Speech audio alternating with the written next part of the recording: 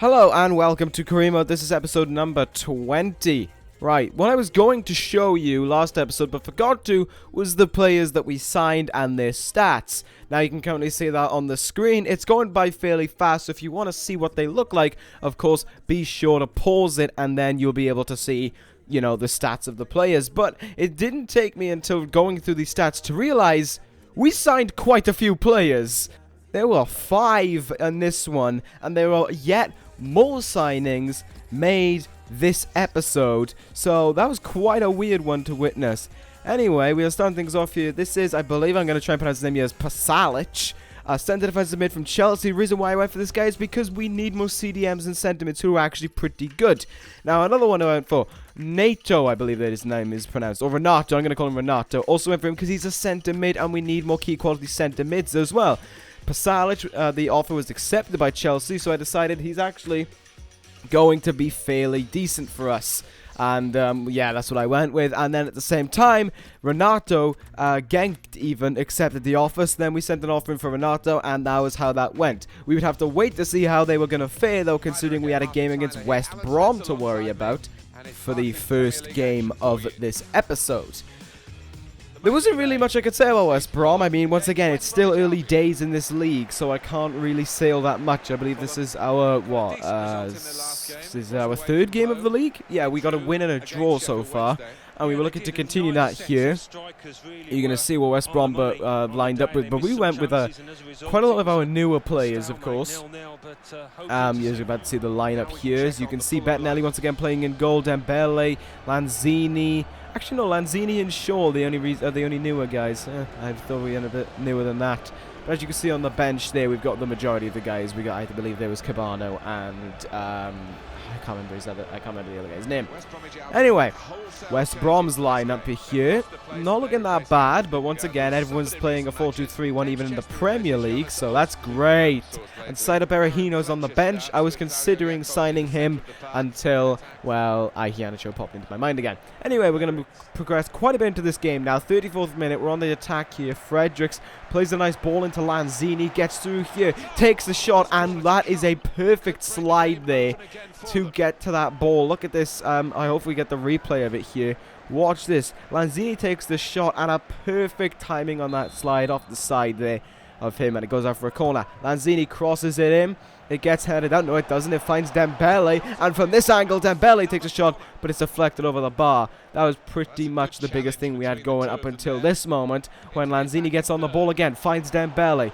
Dembele having to try and stall the play here, finds Kasaniklic, and he is now trying to make a play. Looks like he goes for a cross there, but it fumbles. Finds Dembele, who takes a shot from the Mitroglou angle, and he gets it in the back of the net. That is 1-0 on the brink of half-time.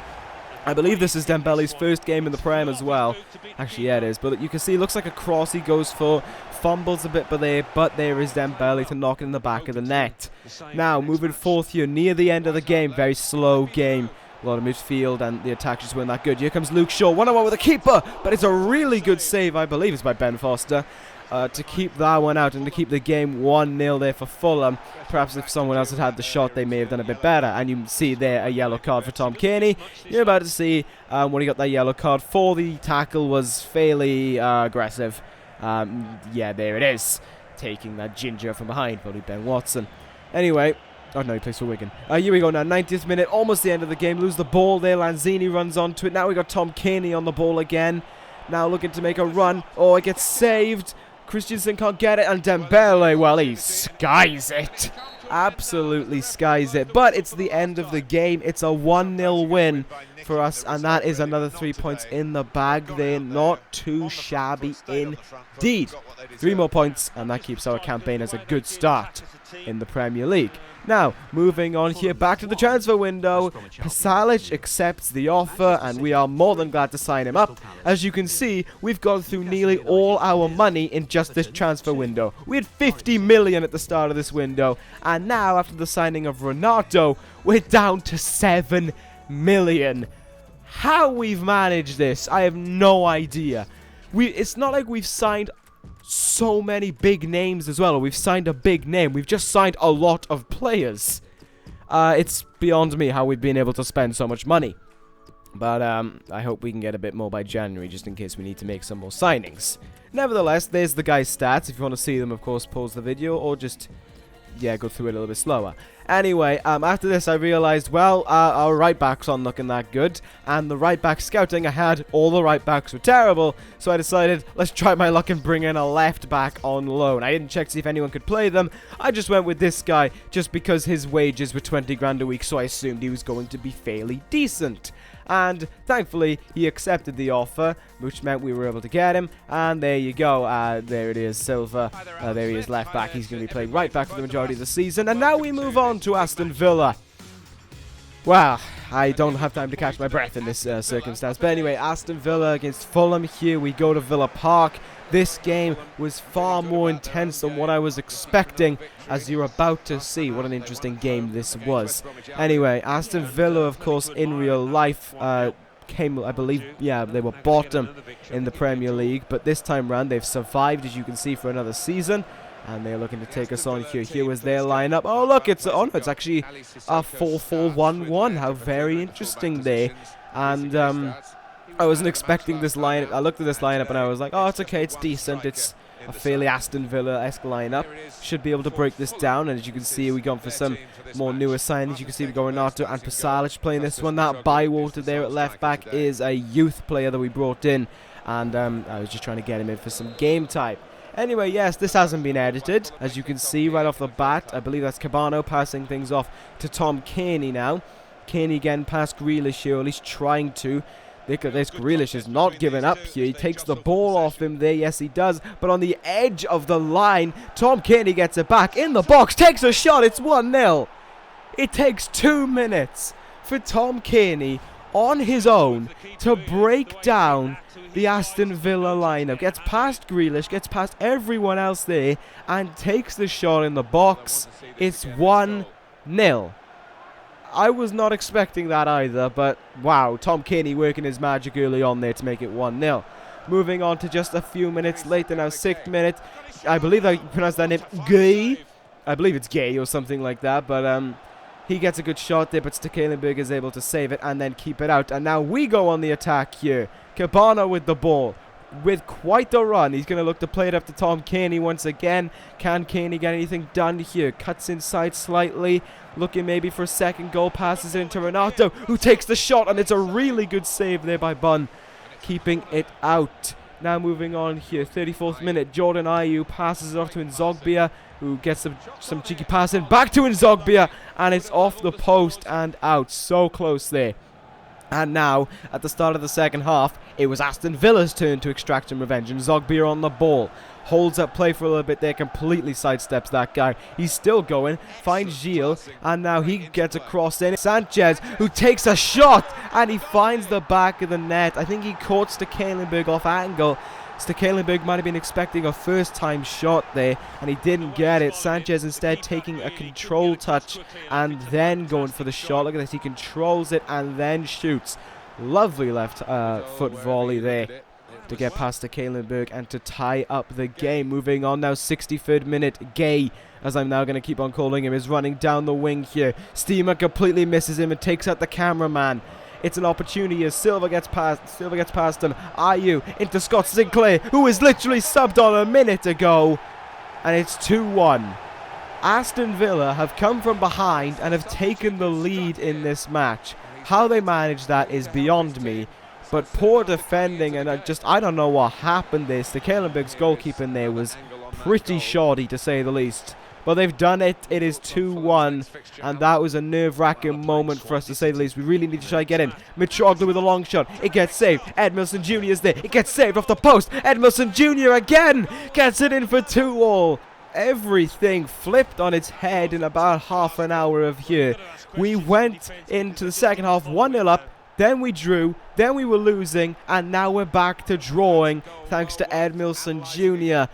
So close to almost not going in. Bud was really close there, and the defender's timing was just a little late. And that was how the game was going to end. 2-2. Could have been better, but could have been worse had it not been for that really lucky break by Mitroglou and Edmilson Jr. Scary moment all around, but there it was. 2-2 draw and easily the most entertaining match of this season so far. Now we move on here. We got an offer for Pringle. I don't give a crap about him. He's shit and he's old. But this was the big one. Mitroglou gets an offer, and I was on the fence about him, and I decided we need the money. We need a centre-back, and I know I can rely on Iheanacho and Dembele, so I decided to go for a counter-offer, see what they would do, and as you can see, we are in deadline day, and they would go on to match that offer, which I wasn't expecting. Moving on another hour now here, on 8 hours left, we move on, and there he is. He's gone. And I immediately, the second I saw him sold, I knew who I was going for. Yes, Daley Blind. I inquired about him, which takes me a little while here apparently. I inquire about him here, and then we get a response back right away. They want 8.5 million for him. Gladly, really need a good centre back, and Daley Blind is someone who we can rely on, without a doubt, in my opinion. Moving on now. Looking to see if they'll accept the offer, and they do for 8.5 million, of course. And I realized we needed Blind so much, I went for the crucial first-team player, because Blind is going to be our main centre-back of this season. We indefinitely need someone like him, and you can see there in the corner, James Rodriguez goes for 83 million to Bayern Munich. That was a pretty big signing, but nevertheless, we got our own big signing. Daley Blind signed for us here, and I'm about to show you his stats now. Sure, he's a little bit on the older side at 26, however, he is a solid centre-back, and we really need him. And one of my key aspects that I like the most about him, he can play centre defensive mid if we need him, and I find that really strong. After losing Mitroglou, though, I was looking through some guys to get. I mean, I was going through a lot of names. I was pretty much looking for loan offers more than anything. Looking to loan in a striker for the season. I came across this guy, Paciencia, I believe is how you pronounce his name. And I saw the moment when it says, has that something special? And instantly went to sign him on loan from Porto. I didn't check his stats or anything online, and it takes the Portuguese some time to respond to an email. It took them 4 hours of the transfer deadline day to respond to this. There were some inquiries we made. They wanted money that I didn't have, and then with an hour left, we sign Paciencia. Just 72 overall there, and he's going to be good for this season. I think him and Iheanacho and Dembele are going to work together well. Now, end of the transfer deadline day, you can see their top left player sold. And this is where things get weird. Yeah, Dembele has been sold. I had no part to play in that. If you saw before, you would realize that Dembele was, I believe he was, not in the best of moods. He was homesick and everything, but he was happy. He said at the end of season 1 he was happy, and as you can see here, we get a contract offer from Uruguay, which I'm going to go on and accept. But I need to explain this Dembele situation. He was happy. I had no email off the board letting me know they were putting him on the transfer list, so all of a sudden he's just gone, randomly gone. He was up for loan, not up for transfer, but he's sold for 2.4 million. That I didn't understand, really weirded me out, and I'm really glad we got Paciencia in time, because otherwise would have been relying on Woodrow. No offense to Woodrow, but I haven't played a single game with him, and Iheanacho, who of course I can rely on, but it would mostly be Iheanacho. So it was lucky that we got Paciencia in time, but I have no idea what happened to Dembele. All I know is that is a key striker gone. Anyway, we're about to see what Paciencia can do here, and pretty much his first touch of the ball, it's a goal. How about that against Swansea? 5 minutes in, it's in the back of the net, and he headbutts the corner flag. We're in for a great season with this absolute nutter. Top bins all round. Beautifully done. There you go, that's what I forgot to say this episode. That goal was beautifully done. It was a good interception by Paulista here, who gets the pass into Lanzini, who gets a lovely through ball. Paciencia just finds the gap. The keeper comes out. Bad idea. Back of the net. 1-0 there. Now, there were so many more highlights I wanted to show, but this video would have just been too long for them all. Stekelenburg played probably the game of his life, and you're going to see his biggest highlight here, really keeping us in it. Lukaku loses the ball here. Kyle Norton, with a real good opportunity, crosses it in. It gets cleared out. There's a save, and there's another shot and a double save by Stekelenburg. Real good job there, and I'm happy we've got him back. Now, 90th minute, they have a chance at attacking, but Daley Blind stops it, clears the ball out, and it's another 1-0 win over Swansea. Actually a difficult game. Swansea were really difficult to try and get past, and they were difficult to defend against. They could really counter on the break, and wow, I was so happy we had Stekelenburg in goals because he was a difference maker. But you're going to see the table here. We are in second. Yes, second. Stoke, of all teams, are leading the table. However, it is early days, and you can see Liverpool are bottom. What a weird shake-up we've had here, but of course it's early days, we're only 5 games into the league. There is, of course, a long way to go. Anyway, that's going to end this episode of Cream Mode. Thank you guys for watching. Take care, guys, and ta-ra.